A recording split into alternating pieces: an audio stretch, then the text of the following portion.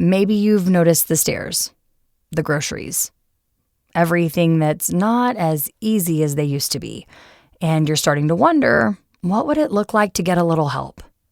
At Care.com, asking for support doesn't mean giving up independence. The right kind of help lets you stay in charge. Whether you know what kind of care you need or you're just starting to look, Care.com is here to help. You can find background-checked in-home caregivers who fit your budget, or explore senior living communities at your own pace. Read reviews, request tours, compare options. And if it all feels overwhelming, our senior care advisors, all master's-level social workers, can help you create a plan. For a limited time, use the code LISTEN20 for 20% off your initial Care.com subscription. That's LISTEN20, all one word, good for 20% off. Start your senior care journey with confidence. So you're running out of closet space. The good news? You don't need to stop shopping. You just need to start selling with The RealReal. The RealReal is the world's largest and most trusted resource for authenticated luxury resale. Whether it's that mini bag that can't even fit your phone, or those boots you never fully broke in, The RealReal handles everything from photography and copywriting to shipping and pricing. So you can just sit back, get paid, and make room for things that actually feel like you. And with 10,000 plus new arrivals every single day from top designers like Prada, Celine, Louis Vuitton, and Loewe, all for up to 90% off retail, you're bound to find something perfectly on brand to fill that extra closet space with. Plus, right now, you can get an extra $100 to shop when you sell for the first time. Make room for what feels like you. Go to therealreal.com to start selling and get your extra $100 to keep shopping at therealreal.com. That's therealreal.com. Terms apply.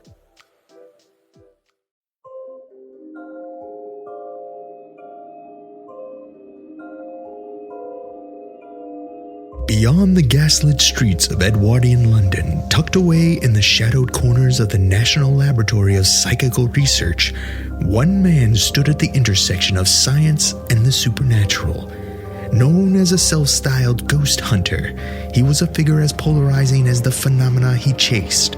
A master of deception who dedicated his life to unmasking the fraudulent while desperately seeking the one miracle he couldn't debunk. From the infamous talking mongoose of the Isle of Man to the bone-chilling corridors of Borley Rectory, the most haunted house in England, he brought the precision of a clockmaker and the flair of a showman to the seance room. He didn't just tell ghost stories, he measured them. With infrared cameras, mercury switches, and sealed chambers, he attempted to trap the ethereal in the nets of the material world. Was he a brilliant pioneer of parapsychology, or a sophisticated charlatan who knew exactly how to manipulate the media and the spirits alike? This case file, join the theorists as we step behind the velvet curtain and into the laboratory of the legendary Harry Price.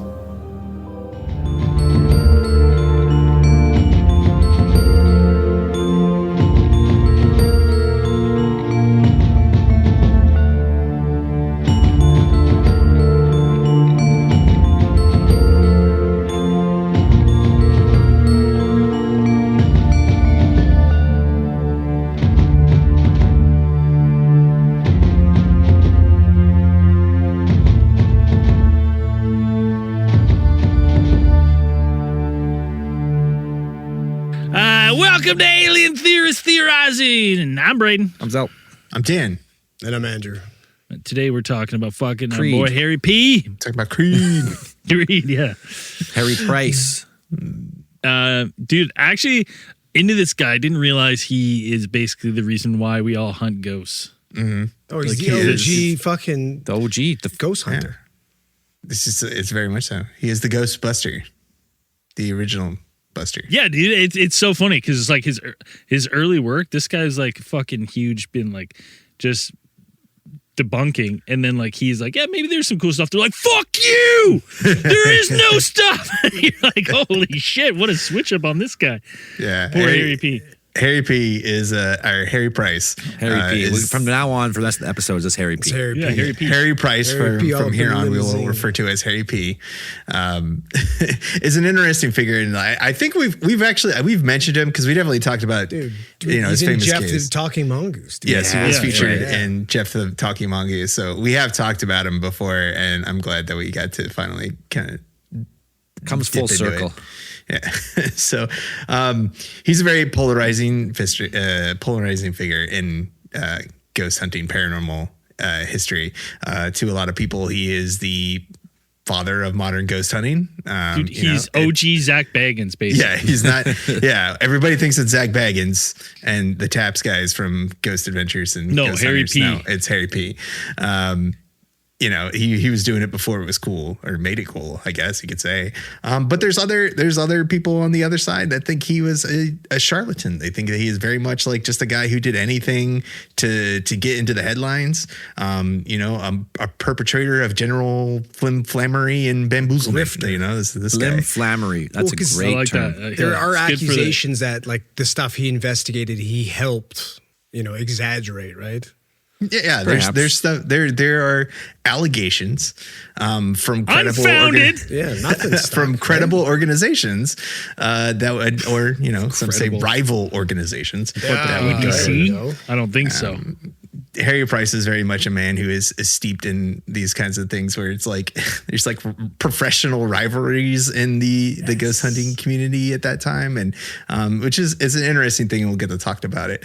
But it's really undeniable about his impact on the kind of the paranormal investigatory scene, and where a lot of this stuff comes from. Like he has a permanent staple in he has the Harry Price Library of Magical Literature. Dude, which he's is- the founder of the Magic Circle. he's not the founder of the Magic Circle. Like, I thought he was the founding member of the Magic Circle. I don't think No so. way, man. That was That'd been He's around too since old? 19. No, it's been around since 1905. Like, Well, he's a prominent member of the Magic Circle then, in the preservation of magic. Which is like the crazy thing is this guy loved that shit. Like he loves it.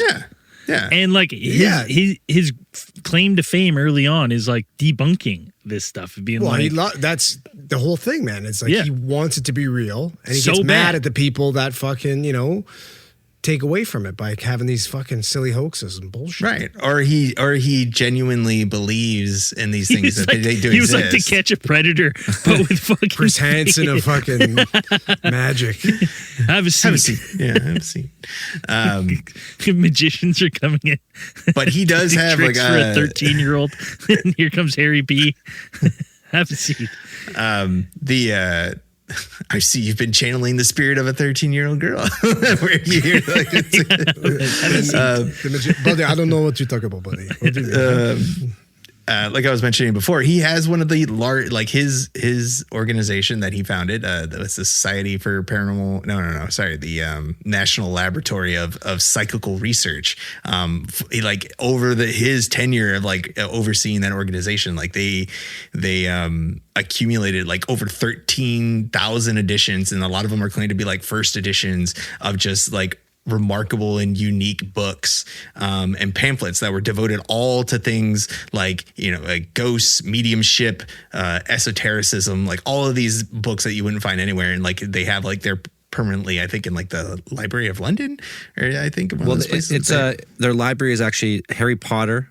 What was that girl? What was the girl who wrote the book? J.K. Rowling? She got her inspiration for that fucking that library straight from them. So when you're thinking of a library, it's got like twisty shelves and like a sliding ladder that goes around the whole thing. I'm pretty sure that's true. I'm pretty sure I read that somewhere. it's what it looks like. And his all of these Leather bound books. Some of them are actually in human flesh. Human skin, Necronomicon for sure in there somewhere. Dried human skin, definitely. But he was definitely since he was around like in the 1920s, like they had the first like broadcast, TV broadcast of kind of discussing this stuff and bringing ghost hunting and paranormal investigations to the masses, essentially. First broadcast experiment of fire walking, first live broadcast from an actual believed to be haunted house. The first ghost hunter ghost adventure, like is Harry Price. He was born January 17th, 1881 in London, England. Most of his early life. Does this put him right in the time of Jack the Ripper? When was Jack the Ripper? You'd have to look it up. Jack the Ripper. Is he Jack the Ripper? Is he Jack the Ripper? Why, I don't think so. Just anyone in that time. It was like anyone in that summer time and frame autumn is- of 1888. he put in like seven. He'd be like 8 years old. Yeah. Hey, So Baby Ripper. Baby Ripper. We've already figured out. We know who Jack the Ripper was. So they did it. They pulled the fucking DNA off of the fucking, I'm assuming, bonnet or some shit. Wait, we know who it is?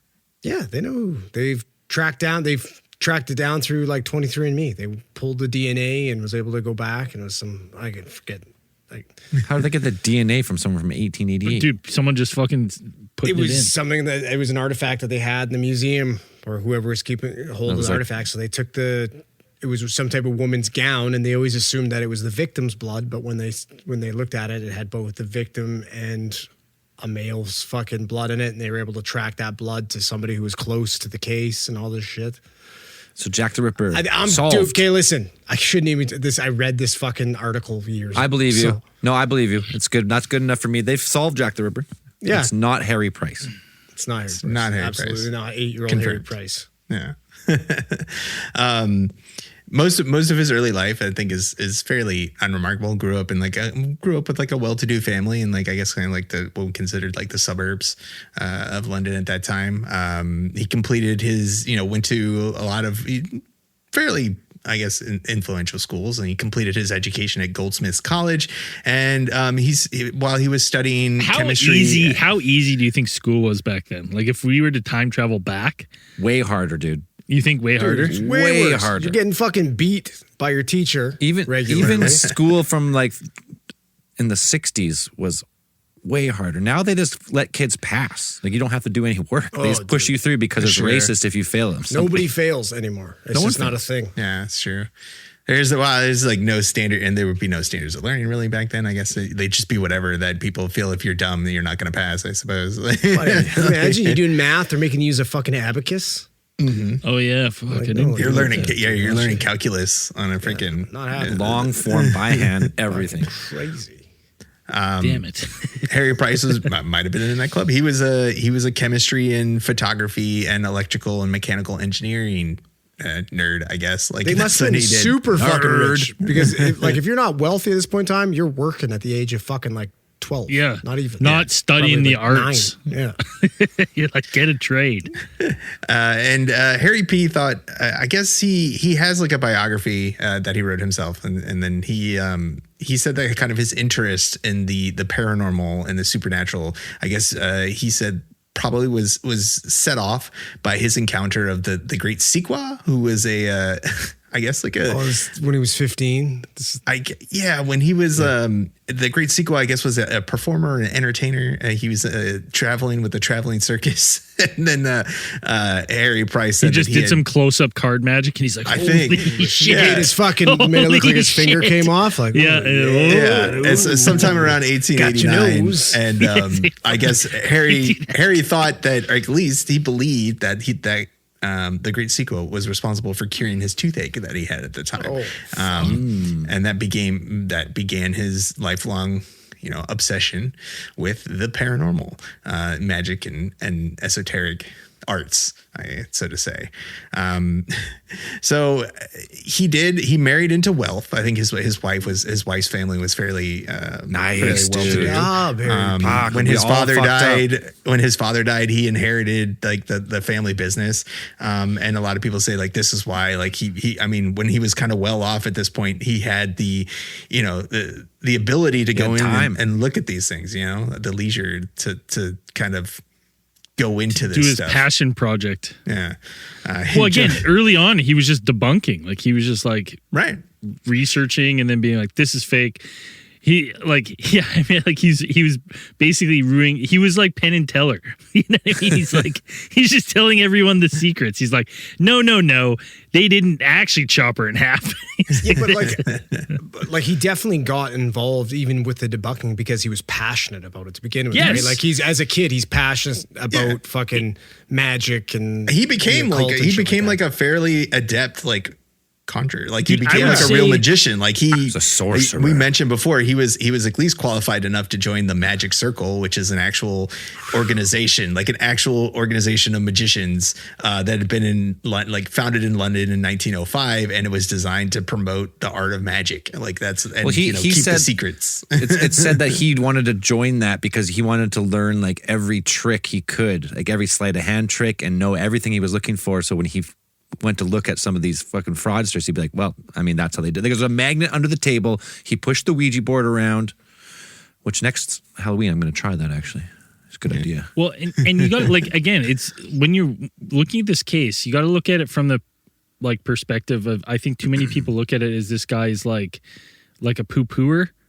And it's like, no, this guy was so passionate about it. Purist, and I was like, man. It parallels us in a lot of ways where you love UFO cases. We're the same. You look into UFO cases, you start and you're like, okay, a lot of these are fucking bullshit once you start. And you're like, there are some real gems that you're like, it doesn't make sense. It doesn't add up. But a lot of it, the slog in between is just, you're like, nah, this is too similar. It doesn't make sense. Doesn't add up. And he's kind of the same in that way, where he's like, look, he wants to find real magic, which is what I find happens to him later in his life. So baffling. The second he's like, hey, I found some cool stuff. Fuck, you didn't. You fraudster. I was like, holy shit. Yeah, he's the already got a magic. certain group of followers, right? Like he's built a following so. around him debunking, and then he goes. It's that's like right. Bob Dylan suddenly fucking going from acoustic to plugging in, playing electric. He got booed off the fucking stage, man. Don't do that. At least with the Magic Circle, like he was, his passion kind of pushed him into what they had, the occult committee, which they had formed actually in that organization, which was specifically formed to investigate and debunk supernatural claims. Because, around the 1920s, what's big around then, we've talked about it before, like this is the big spiritualism boom. So everybody's a medium, everybody's conjuring up, ancient pharaohs and, Hell yeah. Mummy. people. When were they eating mummies? When It's probably that? around- Is that around right? this When are we Yeah. smoking our Yeah. ancestors here? Yeah, everybody's snorting mummy dust and all that super fun stuff. But Harry was unique in that committee because unlike a lot of his fellows, he would actually like endorse mediums, like spiritual mediums, who he thought were actually genuine. That kind of checked off all his bullshit stuff, and he was like, yeah, this guy is actually legit. Like this guy is For a probably price. actually summoning. This guy's actually Everybody's got a communicating with the price. dead, or I just don't know how he's doing it, and that's that's what it came down to a lot of times. That's the one thing, like when Braden talks about that big shift, that near the end he becomes a believer. Like throughout everything I read, it sounded like he was definitely like the ones that he couldn't explain, right? He was never, there's definitely something here. It's, I can't explain what's going on, right? Like, you know what I mean? Like, it's like he's not really, he knows something's not right. He doesn't necessarily believe it, right? But he's saying, I can't explain why, right? Like, And I don't know then- how they're doing it. To speak of some of his, more polarizing work, I guess he got involved with the Society of Psychical Research, which this SPR. organization, which was founded in 1882 by a bunch of Cambridge scholars, a bunch of smarty dudes, was the first serious organization to actually examine the paranormal using scientific methods. Back when the scientific method was coming into its own, and you're like, okay, we can do a lot of testable science now. We can use a lot of the tools and things that we've developed to analyze these claims that have always been around, since the beginning of human history, It's very whether Egon it's Spence. augury and That's what I see all those here. kinds of, Right? Like the and that's what they legit were. scientists. Legit scientists. And to some people, that would have been considered, at least back then, it can be seen as like a bit of a weakness because they would be Spangler, not fucking Spence. They would take forever to do their investigations. They were very slow. They were very cautious, and this was their like general approach to it. And they would like write these incredibly dry, incredibly long analyses of their investigations, and then they would just they were taking it serious, right? Yeah. Like they were trying to write it as serious as possible. They weren't pandering. They're not writing it to sensationalize or anything. They're trying to take a subject that they're passionate about and try to be as serious and professional about it as they can. Yeah, so, they're publishing like academic papers. And yes, like and they're doing that so people take them seriously. Like it's a lot of like. It's funny because a lot of things that you see now, that's a lot of criticism of like, oh, it's for TV. That's why it's never like, if it's just real, you would study edited. these things. And it's like, but this guy was doing that and they're like, this is fucking boring. Like, where's the jump scares? And that was very much what Price came in with, the flashiness and the immediate, and what some people would say the media driven. When he came in and he started kind of coming into his own while he was involved with the Society of Psychical Research, he would be like, we need to get stuff out there. We need to get people excited. We need people coming in here. We can't just like write these really long papers. Like he would take out ads and stuff in the Daily Mirror. And it's like, we need to have it in the headlines by Tuesday morning. And then this is going to get, that'll get us more attention. That'll get us more money. You get money to look at these things. Yeah, it gives more what funding it is. to actually look at this and get people involved in it and get everybody to really see what we're actually doing. And this definitely formed a schism between him and a lot of the kind of, I guess they saw him as kind of like nouveau riche when he came in, because he wasn't dumb. Harry Price was not dumb. Like he wasn't a guy in there. He was educated. We went through how he grew up. He was affluent. He was able to go to school, and he had knowledge of these testing methods. Like he's educated in chemistry and electrical and mechanical engineering. He knew his ways around the tools and all of these things. And they very much saw him. A lot of these guys were kind of like old money, and they kind of came in and being like, and they're not like, they're all very, exactly. They're just kind of like, and they're, looking down on him when he's like, oh, you're just making a spectacle of all this and whatever. You're not taking it as seriously as we are. Yeah. So to such extent that, eventually it's like they either forced out or, just, I guess Harry left and he formed his own. He's like, well, okay, fine. I'm going to make my own research organization, blackjack and hookers, the National Laboratory of Psychical Research came around. And even though it says the National Laboratory of Psychical Research, which sounds awesome, like it wasn't an official like government office. Even it says the National Laboratory, like it wasn't a thing. It was just kind of Harry just renting out like a basement somewhere in South Kensington, and he filled it with a bunch of they got some laboratories. Some equipments and stuff. Basement and garages are where all great things start. That's where it all starts. I agree. There's a lot of historians who have opinions about Harry Price who felt like this was his kind of like way to flex on the SPR, the Society of Psychical Research, and he kind of built his own little. He felt like they were under-equiped, actually. So he was like, we're not implementing all of the cool shit that we're making right now, which is a lot of it was probably like electrical panels, and like we've got all these things. Honestly, like he has all this stuff. Yeah, he has a little bit of private wealth now too, so it's like he can kind of bankroll this project probably better than the last society was using the money, especially if he had to answer to like a committee or something about where money should go, and he's like, there's too much fucking red tape in the ghost hunting. I need to cut this down. You're a loose cannon, Harry Price. Harry Price is definitely a loose cannon. He had a lot of cool toys, actually. Your EMF and your badge. He made a lot of cool stuff with his salt shaker of holy salt. Your telekinetic. Put your crucifix on the desk on your way out. One filled with holy water. Yeah. And he was probably well versed in the old ways of those kinds of spiritual mediumship and esotericism. But he also had a lot of cool new gear, which is very Ghostbuster-esque that he kind of invented himself, or just like he utilized a lot of what would have been cutting edge tech at the time. He had one thing called the couple of different, his gear was pretty cool. He had a thing called the telekinetoscope that he used, which was I guess it would have been the proto, the ghost box that they use at hunting. And it was basically a telegraph key, the little thing that you like that thing. And then it would be that when it was depressed, it would turn a red light on. And then, but what he would do is he'd put a glass dome on top of it and covered the key. So nothing could touch it. Right? He'd say, nobody touch this. Exactly. And then, so if somebody claimed psychic powers, you're like, okay, make that, press the button. Yeah, make that press the button. It's original. Or you take it to a haunted house and you ask questions, and it's two beeps for yes and one beep for no, or whatever. But you could use it. I mean, that's one of the things that he developed himself. He had a thing called an electrical control system, where it was if you had a medium. And you had a seance circle.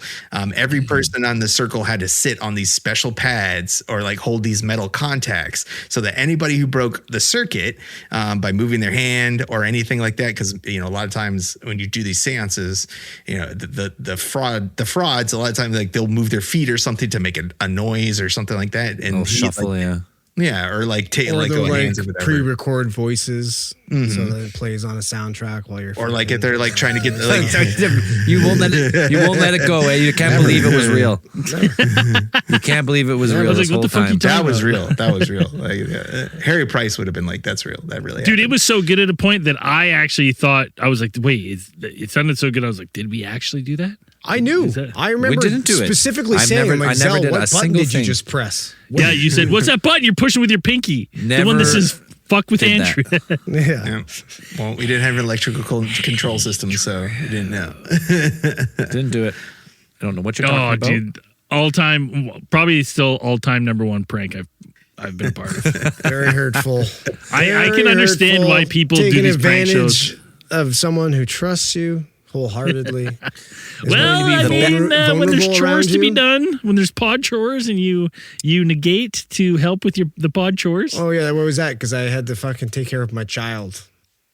No excuse. that. We all have Hey, kids no now. excuses. I know you've got a kid, milking but it. the You were podcast's got to milking be it a at the priority. time. You got to be here at 7 a.m. You're till milking fucking it. I got a 8 kid. I can't do nothing. Can't do nothing. We all got kids now. Yeah, We know. Guess what? We know you were milking it. Hence why, dude, we all get kids and now we don't have pod weeks anymore. Weird. I could have a pod week. I can have a pod week. Could. Yeah, If I'm you sure lived you here. fucking could. Yeah, I can have a pod week. It's I have pod week right now. Yeah. I know I have a pod week every week. It's just not with you guys. I got 2 or 3 shows in here a week. Lady pod. No, they're long. Those fucking bitches are long gone. Too bad though, because they did pay. They just started fighting. The infighting, is that what got them? One girl fucking henpecked everyone to death, and now she does a show with her husband instead. Oh yeah, that'll happen. The other two girls The classic group lady podcast arc. just started out strong, slowly pecked each other to death, and then Yeah, no one can take it. And now she's then with they her all- husband, and, they probably all hate each other a for marriage life now. rekindling experiment, which is a podcast. Yeah, it's a divorce. It was a whole thing. I lived like a fucking reality show where the guy was having an affair with his secretary, like the whole thing. Jesus. It was this whole fucking thing, dude. It's so And funny. they aired that on the pod. Behind the scenes. Oh. Well, no, she did air it because they did a whole episode of their marriage rekindling. Oh yeah, It was a whole fucking thing. Anyways, the Harry classic P. hot mom pod. Instead of going to fair, we're going to do a instead podcast of doing ghost hunting, they had a marriage rekindling experiment. They Yeah. should have went Oh, ghost okay. hunting though. They would 100% had They a should better have time. They should have tried to rekindle their relationship while ghost hunting. Yeah. That would have been a fucking 100%. show. That would have worked. Yeah, you know what? Imagine Unreal. they went to a haunted house and they're scared. She kind of falls back into his arms. I protect you, right? You know what I mean? That's sounds way better 100%. than just sitting across from each other and being like, "So we're gonna talk about you cheating," and then put it out there for everybody. That sounds like a good time. But yeah, Harry Price had all the toys for ghost hunting, and a lot of setups that they had at their. I was watching like the interview that they had with him for like 1922 or something. And, like there was like the interview, and like they showed like his little laboratory with all of their little setups and equipment. A ton of like voice recording gear. They had like, for like I said, that time it was cutting edge, but like, a dictaphone. They had a bunch of, advanced photography and lighting mechanisms, a lot of little clever setups that they would do, kind of for when they would have seances, and they'd have like a medium that had, legit claims. They'd be like, hey, come over to our setup and test your shit and see if you're legit. It's legit. Like when you look at all the stuff they were doing, basically they were doing like, they did the prototype for like every ghost hunt and ghost hunt show, like uses basically all the stuff that these guys were using and trying to use back in the day. And there's some that are like, there was like one simple one that I was like, wait, why don't fucking ghost hunters use that shit? So like, and we'll talk about Borley Rectory in a minute, but it's like one of the things that they would do when they would do ghost investigations or haunting investigations. They had like a whole kit.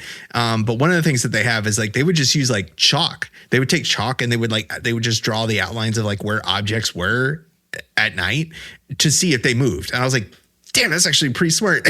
Yeah, dude. They fucking I was like, if you got a poltergeist and you're like, okay, chalk out the outlines of all the objects, everything. Like both of everything. And then if it moves, then you know, oh, you got a something's going on. Yeah, I was like, that was so good. The other one that I was like, I never see enough is the fucking steel tape and wax seal the doors. They would seal rooms. Because they'll be like, they'll wax seal rooms, and they'll be like, all right, well, if the door opens, we know someone fucking opened the door. No one opened the door after we seal it. And like, so they just fucking like wax seal all the like door. I was like, that's fucking, why don't they do that? And then, because that's a great effective one. That one's a great one because you're like, haunted house, perfect. We're going to take it over. We're just going to first off, we're going to wax seal every fucking door, and then we're going to come back in like a week and just check. Yeah. Right? Person's like, first of all, I feel attacked. I'm allergic to wax. Yeah. And they use stuff like, starch and graphite powder to dust for fingerprints and things like this. And often they found that a lot of the fingerprints often match the medium's own fingerprints. Like, why did the fingerprints of this girl who you claim died in the 14th century has the same fingerprints you do? That's crazy. She's like, yeah, I would have got away with it too if it wasn't for all your fucking money and evidence-based research. And along with his career, like, we'll probably get into it in a second, but we might just want to take a break and then short beer break. A lot of the famous, we'll be back from the coolest famous stuff. All right, we'll be right back. You're telling me you slept 8 hours straight last night? Didn't wake up once. First time in like 8 years. All right. What are these things? They're called Sleepy Time Advanced Gummies from Moo.com. So you just get high and go to sleep? THC's always made me weird, Nancy. That's what I thought too. But it's not just THC, it's CBD and CBN too. And it actually knocks you out? Not like a pill where you feel drugged. It's more like your brain finally shuts up. Wow. Nice. But what about the morning? Foggy, fuzzy, tired? That's the thing. No grogginess. I wake up and I'm just awake. And it's legal though? 100%. Totally federally legal, like 2018 Farm Bill legal. Where do people get these? Just search Sleepy Time Gummies on Mood.com and use the code ALIEN to get 20% off your first order. Yeah, I need to try this. And if it doesn't work for me, can I get my money back? Absolutely. They give you 100 days to try all their stuff. Okay. I'm ordering these right now. Do it and report back, good buddy. With its 2 juicy beef patties and 3 slices of melted cheese topped with tangy Big Arch sauce, the Big Arch is what happens when you start making a McDonald's burger and never stop. The Big Arch, the most McDonald's burger yet, for a limited time. This podcast is sponsored by Talkspace. Last year, I went through many different life changes. I needed to take a pause and examine how I was feeling in the inside to better show up for the ones who need me to be my best version of myself. When you're navigating life's changes, Talkspace can help. Talkspace is the #1 rated online therapy, bringing you professional support from licensed therapists and psychiatry providers that you can access anytime, anywhere. Living a busy life, navigating a long distance relationship, becoming a first stepfather. Talkspace made all of those journeys possible. I could speak with my therapist in the office. I could speak with my therapist in the comfort of my home. I was never alone. Talkspace works with most major insurers, and most insured members have a $0 copay. No insurance, no problem. Now get $80 off your first month with promo code SPACE80 when you go to Talkspace.com. Match with a licensed therapist today at Talkspace.com. Save $80 with code SPACE80 at Talkspace.com. We're back. Harry Price definitely had some hits. Like a lot of his experiments were always kind of, because he was such a showman. I think a lot of his experiments like had just the wildest things that you're just like, damn, like what the fuck? Like a lot of them was he did one, I guess, to go through some of his highlights of his career. You had one called, I thought was especially kind of fun, the Brocken experiment in 1932. So this one, Harry actually traveled to Brocken Mountain in Germany, and he claimed that he had found an ancient manuscript that described I guess what is called a Blocksberg tryst, and it was a ritual where you would turn a goat into a man. Oh, I thought it was a man into a goat, or man into a. No, it was a goat into a man because I remember seeing that. Either way, That's where the legend of Goatman comes from. I found a way to turn a goat into a man. Into a man. So Harry, have I ever never told the story of Goatman He's like, before? behold my assistant. Have you ever heard the story of Goatman? I think we've definitely talked about Goatman on this. Screaming Goatman's goats a real fucking haunted legend. Fucking goats are a haunted legend. Like I've been haunted by goats before. We grew up with a goat named Henry. He was a motherfucker. Probably beat the shit out of you, didn't he? Dude, you make eye contact with that bastard, he dropped you instantly. Yeah, because he used to be a guy and now he's mad that he's a goat. Dude, a goat man would be so funny where you just spook him and he fucking stiff as a board. Down he goes. Feigning just headbutts you in the sternum. So Harry had insisted that he had found this spell and he was going to follow it out to the letter, even to the parts where it said you needed a virgin goat, which I guess how do you check? I don't know. Do goats have fucking hymens? You also need a pure maiden apparently as well. He's in there. The goat hymen is still intact. And it hasn't torn through vigorous stretching or activity yet. Oh, I don't know why I find that way too funny. We need a virgin goat. How do you fucking figure out a virgin goat? Well, I guess it could have been a male. Like, what do you ask if it's a male goat? Like, hey, you've been. Yeah, I don't know how you'd figure it out. Don't know how you know. Lying to me. You're like nerd. So then you needed that, and you needed a pure maiden and some kind of specific ointment that they needed to put on the goat. So it's just like, you imagine this picture of just Harry, middle-aged at the time. Virgin goat. On this German mountain. Fair a bunch of maiden. people with like torches and stuff and standing around in a circle. And he's like putting this, this ointment, this salve on the goat, just like sitting there. And I guess like they would throw the sheet over the goat, because I think I saw a video of it, and it's like he would throw the sheet over the goat and it's supposed to turn into a man. Yeah. That's what they did. They didn't play the final countdown. That's why it didn't work. Yeah, exactly. Yeah, you needed the theme song there. But it was a fairly big to do, because Harry Price was known at that time. And you had like 70 international journalists at this event that he had got there. And and did he create a center? Goat stayed a goat. Goat stayed a goat. That's it. Or a satyr? Did it turn into a satyr? Not even a halfway. Yeah, not even a halfway satyr. Just regular goat. Centaurs half horse, satyrs half goat. Yes. Okay. Who fucked the goat? Who fucked the goat? But I guess screaming at all the reporters. It was gonna work. It was gonna work. Someone fucked the goat. To Harry, this was a success. That it didn't turn into a man, being that that his whole thing was like, science requires testing. You can have these magic spells, and it's like, you got to test for hymens. Do them, goat hymens. Like that's science, dude.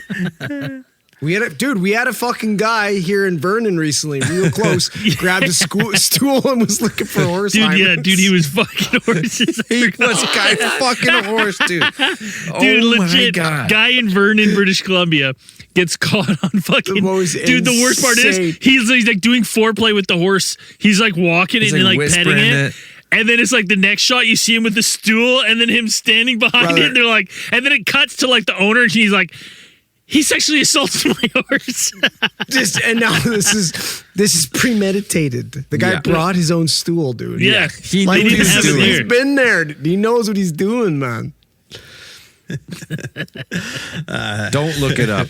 It's wild. a It's real wild. story. plan It's to. fucked. It's fucking wild. Those fucking these sickos are out there. That's why it's hard when you get yourself a fucking virgin goat. You got to protect it. You got to make sure. He busted a number of ghost photographers. Busted a what? Bustin makes me feel good. That's it's in the song. That's about the goats. If you That's didn't about know, the goats and the ghosts. Yeah, it wasn't ghosts. It's Goat Busters. It's not Goat Ghostbusters. that was the original. What are they busting? I'll leave that up to your imagination. You take that wherever you want to go. I guess he a number of ghost photographers or claimed ghost photographers, which was what was it? Spirit photography was really big back then.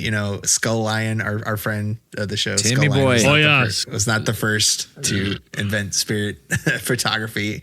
A lot back then it was like people would sit for photos, and some people would claim that I could take photos with my special camera, and then we can have spirits You want to sitting next see to you. You want to see a ghost with one of those cameras? You just like twist it sideways while you're taking a fucking picture. Like, see that behind there? It's a fucking ghost. Like, there was a couple occasions I think he caught a bunch of those, or at least I think the most prominent one. I can't remember exactly. I can't remember the name of the ghost photographer, but he had been famous for that, and he busted him by basically just switching out the film. Film, like switching out the panels that they used for a thing, because he figured out that they were pre-exposed, to whatever. Dude, he was literally just figuring out how other people were hoaxing. Like that's he was like it's figuring cool. out the magic tricks. So he's like, I've seen this before, and he'd be like, boom, and then nail him with it, and then it's like, you're because there was talk of him maybe he dabbled a bit in the sleight of hand stuff back in the day, right? Like that's we didn't really talk about that, but he was a magician. He learned it all. He dealt with antiquities.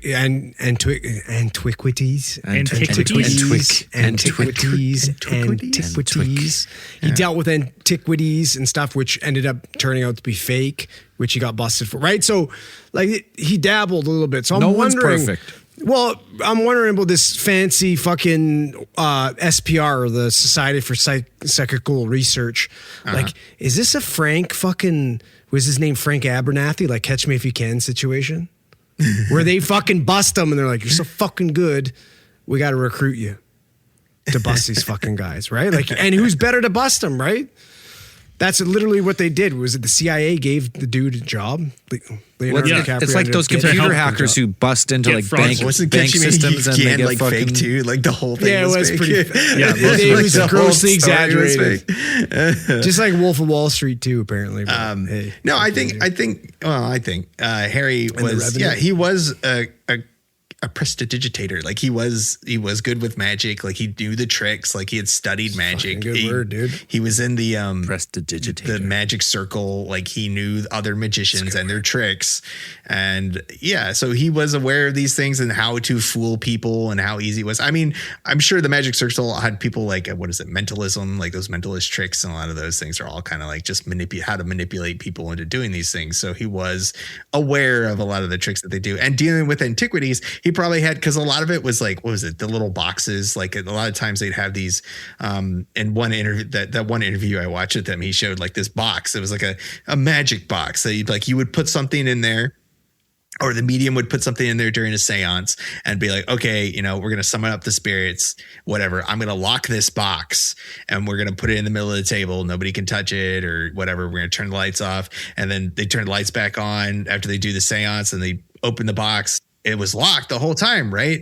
Well, he takes the box, like he's like, no. There's like this type of box, like you can take out a little pin here, which looks like an actual, like a, just holding part of the box. You pull the pin out and then you can actually open the box, and then you put it back down, you push the pin back in, and then it looks like it's locked again. So he had a lot of those kinds of little like tricks and those like props and stuff that he's like, I know how these work. Because I am a magician. So he's like, what is it, Randy? He's like James Randi, the guy, Randy the Magnificent or whatever. Like he was the original. He was also a magician who was known for debunking and stuff like that. Very similar. But it's like, yeah, he was like that kind of guy, just going around and trying his best, I think, to just weed out. I think to him, he was trying to find he wanted. He loved this. He wanted to find legit stories, which makes his next venture into the Borley refractory. So interesting to me because the rectory was a large Victorian Gothic revival house in Borley, Essex, England, built in 1863, and basically long history of all the tenants and everyone lived here seeing apparitions, ghosts. Oh, dude, it's fucking. So the original place, right? The old Gothic fucking manor. Say the word again, Dan. Rectory. Rectory, which it's basically the house for the priest, which is on the property with the. That's why church. I'm getting a different vibe from that name, Obviously. I guess. Rectory. Yeah. So yeah, fucking. But so yeah, the original one ended up getting torn down, and they rebuilt this elaborate castle on it. And ever since that they disturbed the earth and this thing burnt down, this is when they started having these encounters. But it's not just people have been seeing encounters, but there's a tale that goes along with this fucking place. Spooky tale. Yeah. Well, it's crazy, but allegedly it's a tale of a secret affair. Oh shit! So get him on a podcast. Yeah, so apparently a monk and a nun, which obviously, right? You can't get together. As you do. It's like doctor and nurse. Born to celibacy, right? Yeah. It's forbidden love. They ended up getting together, fancying each other. They would meet at night, communicated through hidden messages and fucking all this, sexy, spooky shit, and had plans of running away together. According to the story, the monk arranged for a horse-drawn carriage to take them away from Borley, but their plans obviously were foiled. They were captured by the local church authorities. The punishment for their fucking sins. This monk, he was executed by hanging, and the nun allegedly was sealed alive inside the walls of the covenant as punishment. Well, I feel like that's way worse than hanging. Absolutely. Yeah, that's slow death by fucking starvation. What? Should they just both be hangs? Yeah, it seems. But which kicks in. I'm sure Braden's got a little bit about the Phantom Nun, but that's kind of I think that's where the majority of those sightings come from. Well, there's just there's so much there's different reverends, Reverend Guy Eric Smith. They experienced poltergeist activity, stones being thrown at them, keys vanishing, message on their mirror saying, "Marianne, please help get," which referred to a ladder resident, I guess. And the people were message. That Smith family, part of that was they found a human skull wrapped in a brown paper bag while they were cleaning that place out. Yeah, dude. And before that, Henry Bull lived there. He had 14 kids, and they would be the Phantom Nun would walk the grounds and freak the fuck out of the kids, and they'd see shadowy figures and unexplained footprints and bells ringing all the time, like fucking Vecna. I think this guy's. I feel like this guy's probably just trying to scare his kids to death because none of these guys back then planned on having 14 kids. They had 14 kids because at least 6 of them are dying. Yeah. Right. But if all 14 are still got to hedge your bets. Then you got to do something yourself. You got to take matters in your own hands. Yeah, you got to take care of this shit. Yeah. So then this is one of the cases I love because Harry Price hears these tales, and it just so happens that in 1937 this place is vacant and he gets to go visit it. And this place, I think he spends a weekend there originally, just kind of checking it out. And it fascinates him so much that he leases it for a year. Yeah. And he's like, all right, Wild. well, we're going going all in. So something in this house in that weekend was like, he's like, there's something to this. And again, I point this out because I'm like, this is a guy that is like. You sure he wasn't just trying to get a deal on rent? Listen, the place is fucking haunted, man. Yeah. You gotta knock $50 off. He's like, please.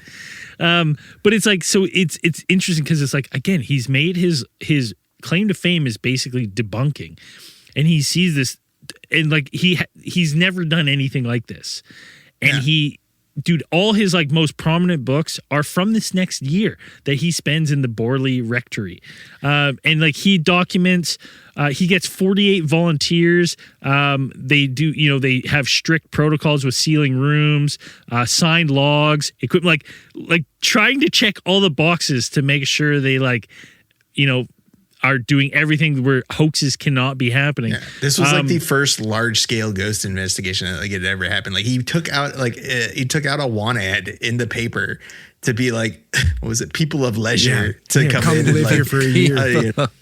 People of leisure, was it science-minded, non-biased, like all of this stuff, a description in there, but basically, recruiting all of these people to come in. And he's like, it was the first time you're being like, you could be a ghost hunter yourself. I'll train you in the ghost hunting techniques. And like, basically he wanted shift workers, like 24/7. He had people there like monitoring the house and monitoring the activity.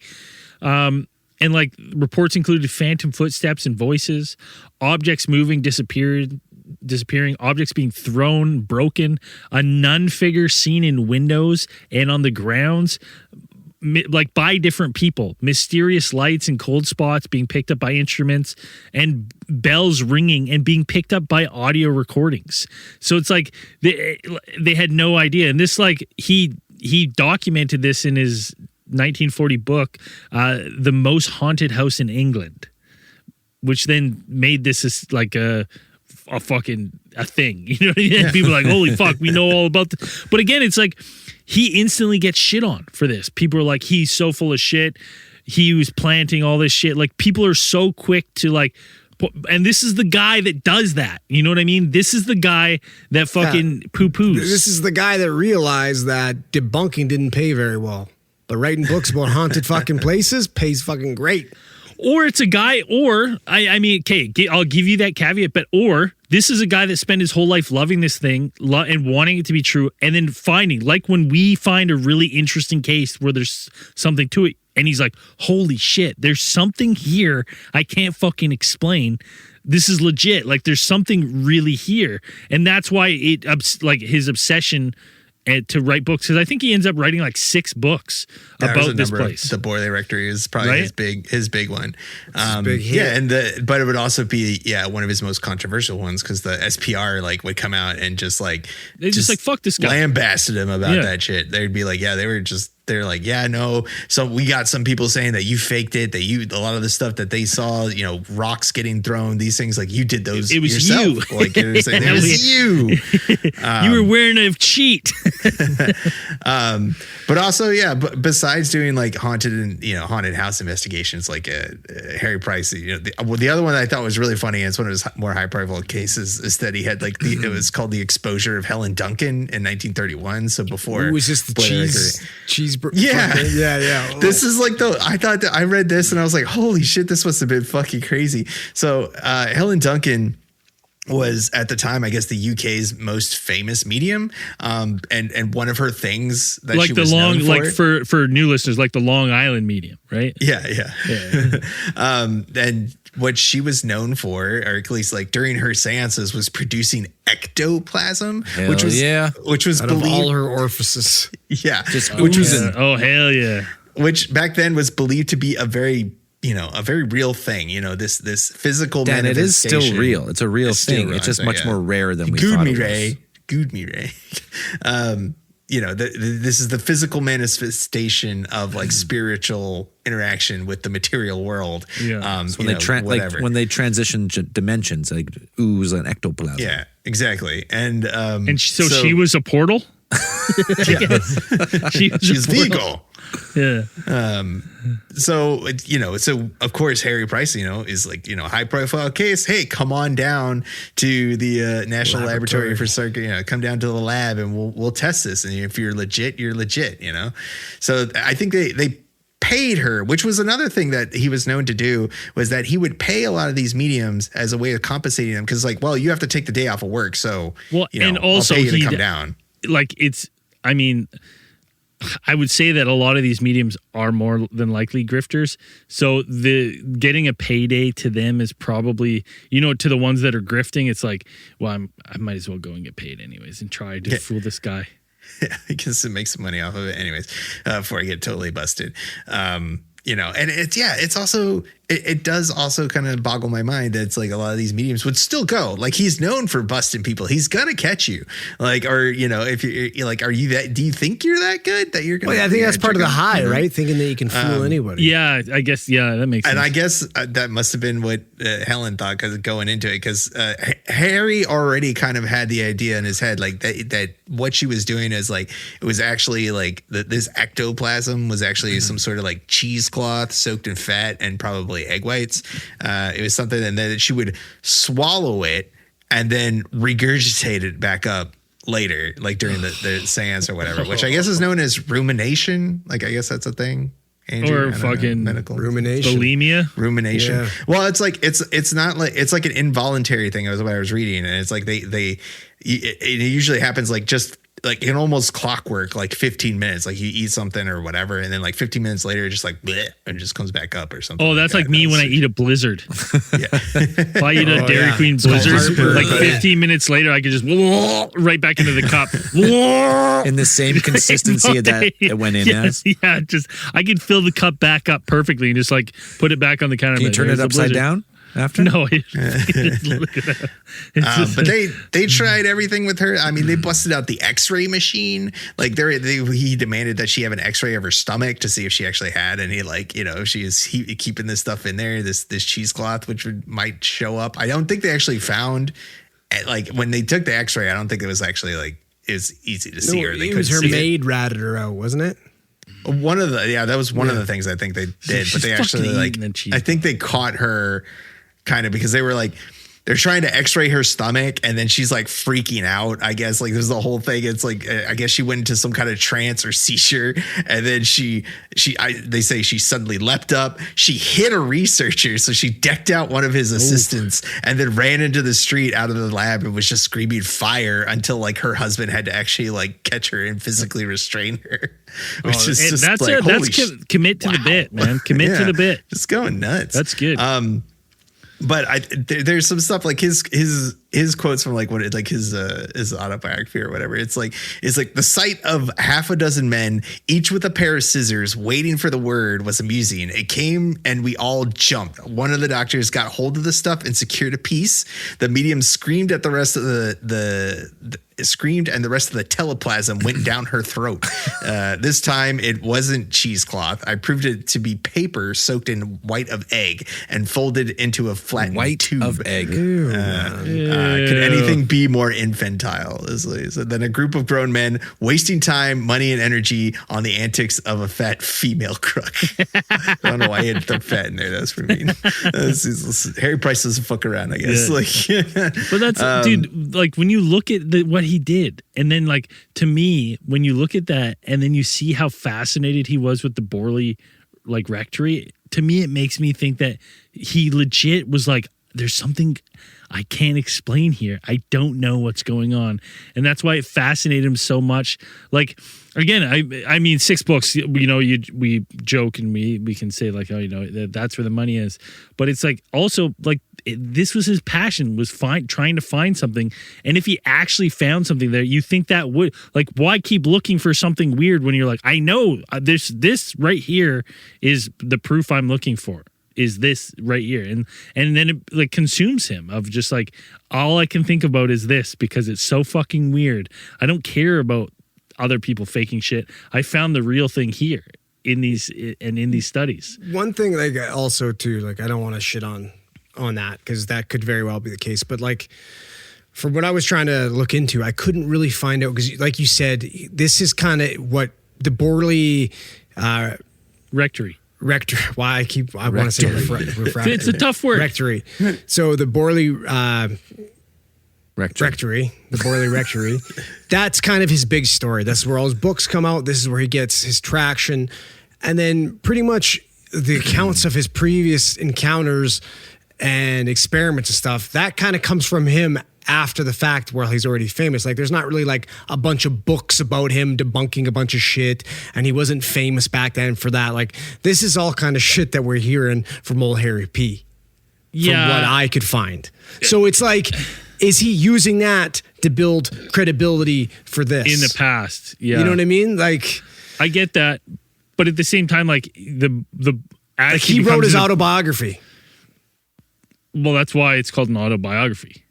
It's in the name. Or he wrote his biography, right? Like this is all coming from him, right? Yeah, it's all coming from him. I mean, like I said, the Brocken experiment was 32. Like he was already kind of known for what he was doing. Like he was still had some credibility to his name. He wasn't as famous. I'll give you that. Yeah, he wasn't as famous. Borley Rectory put him on like superstardom, but he was known. And you're like, and that was kind of. You know, I guess the guy had 14,000 books and pamphlets that he donated. Big ass library, right? Like, of just magic and cults and anything kind of weird that he donated to the fucking university. It is a pretty cool. It kind of makes me want to, like, if I'm ever in London, I want to check it out. Oh hell yeah! Like that's pretty neat. It's like a whole wing. Yeah, it's a whole bunch of books of just all it is about magic and ghosts and psychic phenomenon. Like that's all it is. And I'm like, that's pretty neato. And the fact that like he collected it and then donated, like in his death, he was like, donate all my work to the, like, that could have been in a private, that could have gone to, passed down with the estate. But Matt Rife would have bought it. 100%. A museum, they could have set up a museum, but like just to donate that work because he wanted more people to be interested in the subject and be able to research it. I was like, it's fucking, I'm like, that's what interests me the most about this guy is I'm like, fuck, man, I wish the Borley Rectory didn't burn down. Like it's gone now. I think it's just a vacant. Yeah, but it released it's a vacant. The burning of the building released more fucking paranormal activity. Is what people do say around the area. It opened the gates to hell. Yeah, my God, I've only seen this once before. Wasn't there a goat? Didn't they find a goat? They did. It's all coming together. I think the UFO cowboys did find a goat. It's all coming together. But Harry died and was a heart attack in 1948, and then I guess he was just basically just sitting in his armchair with a copy of the Times, is what they said. So it's a very inauspicious way to go out, but for him. But yeah, his legacy lives on with that the what is it? The library of Harry Price Library of Magical Literature still lives on, and very much a lot of the stuff that he pioneered like still rolls. Like his little ghost hunting kit, like pretty much hasn't really been. It's been updated a little bit when you see like ghost hunters and stuff like that. You're like, no, Harry Price had that stuff. Like it's very much a lot of those things he kind of made and clever a bit. So yeah, it's like he leaves a lasting legacy on the paranormal research. Those who take it seriously, or or it's just someone out for the headlines. And I guess that maybe that's just two facets of the paranormal researching thing. There's people who are genuinely interested in it and trying to figure it out. And everybody says, "Oh, these guys are just out to debunk everything." But it's like, no, they're just doing stuff, and it's just a lot of the people who are doing these things happen to be fraudsters. Like it's like I mean it's same with us. Like I mean, there's so few real UFO cases that I truly believe after looking into so many that we've looked into. But I'm like there's ones that stand out for me where I'm like, I don't know, man. There's something weird there. There's something weird. Once you've done a bunch and you're like, okay, like there's some legit ones though. You're like, yeah, no, I can get behind this like 100% that this was a real UFO that you saw. And other ones you're like, not so much. There's one more thing that we know, Harry Price was legit because just before the dawn of World War II, the Nazis came calling. Yeah. And you know that the Nazis were into anything occult, supernatural. They're trying their best to get whatever edge up on that they could. So they call Harry Price. They were they were recruiting the fucking Avengers of magicians. The best of the best sorcerers of the world at the time. Yeah. They had a fucking Nick Fuhrer.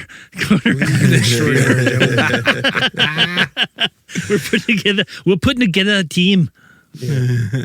I guess they called just before the dawn of World War II, and they offered Harry Price a position at the Nazi psychic lab that actually really never came to be because World War II started shortly after. But they offered it to him. He was considering it, but he was paid a visit by MI5 and said, "Stand down, stand down. You can't go over there. You're not going there." So that's how you know he was legit, because they were trying to recruit the best of the best. Yeah. I know. I read that chapter in his autobiography.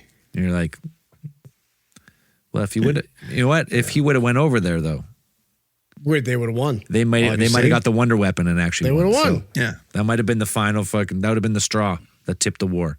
I can't believe you didn't laugh at my Nick Fuhrer joke, Andrew.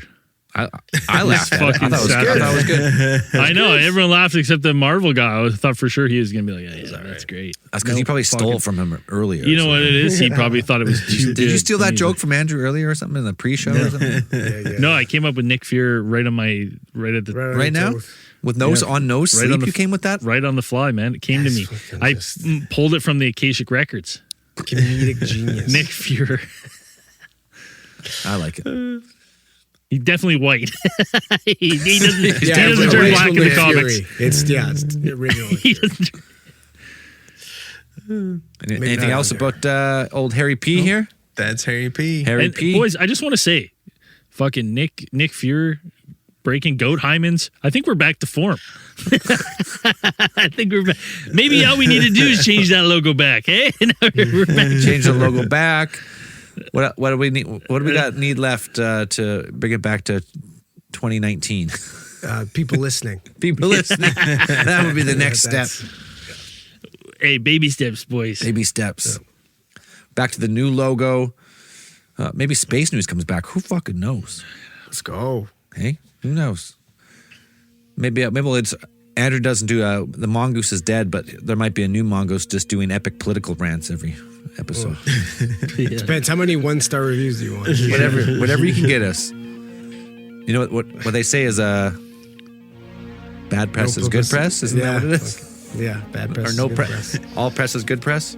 Yeah, Whatever the saying is. Anyways, this week we have one beauty. Let's go. Support Hell yeah. the goddamn show. No. Last This guy's week, not on Loretto. the Epstein list. He's definitely not on the Epstein list. Peppery. That's it. His name's Peppery. All right, Peppery. Let's go. I actually might have Are read you that on last the week. Epstein bit list? You better fucking subscribe. And get on If it. you don't subscribe and Yeah, the only way to get We your go name looking? redacted if you think you all might we be know on is the list. Peppery isn't. Like Peppery that's is not. That's it. So we're looking at you Definitely right not. now. If you're listening and you're like, fuck, they haven't read my name, that means you may be on the Epstein list. You know what? There is a There's whole only one sure way to get off of it. there is a whole online profile of you listening right now that we have. And if you don't support, Yeah. We should have a new low tier that's just not on the list. I'm not on the Epstein list. All right. Clean. Never communicated with Epstein. And you can show that if once you're on our Patreon and we confirm you're on the list, you can put it on your resume. And they can call us for verification that We'll you were be your not on the reference. Epstein list. We can be a reference for that. For as My little God, as $5 somebody a month. can somebody named Bill please subscribe for next month? Yeah. Yeah. Let's get Bubba on there. Oh, fuck. All right. Let's, as we always say at the end of these things, keep those eyes on the skies. See you in After Hours.